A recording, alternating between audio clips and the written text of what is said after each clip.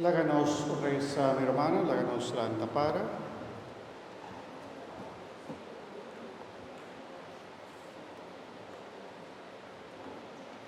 Nos te pedimos, Señor, nos Dios, la haga Santa Eucaristía, que tanto bem nos está celebrar, sírvenos de provecho, ainda nos está vivamente de los cos pasajeros, si nos pega nos corazón a cos duradeiro. Por medio de Jesucristo, nuestro Señor.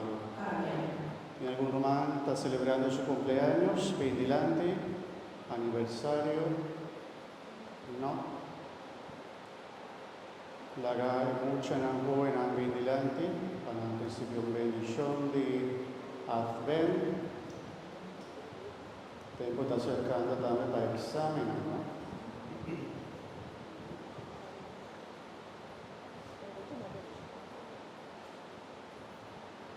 Mucha los jóvenes ven delante, vivo.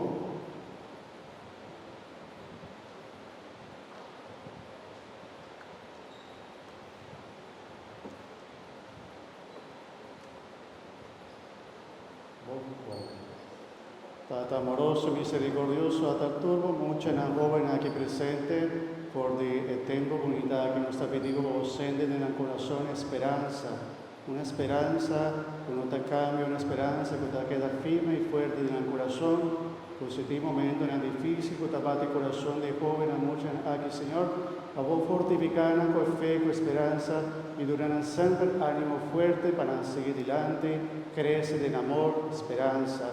Queda cerca al Señor Jesús y bendicionala en el nombre de Cristo, nuestro Señor. Amén.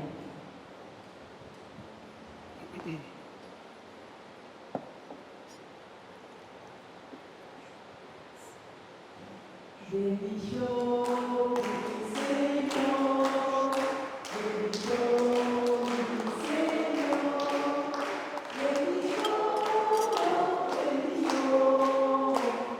bendición, mi Señor.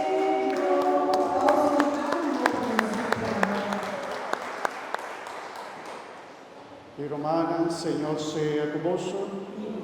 Y bendición de Dios Tata, yo Espíritu Santo, baja de vos y queda cerca vos.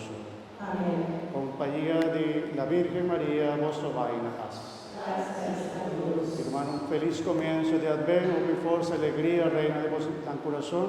Compañía de la Virgen María, vos va en paz. Gracias a Dios. Paz un feliz día, mi hermano.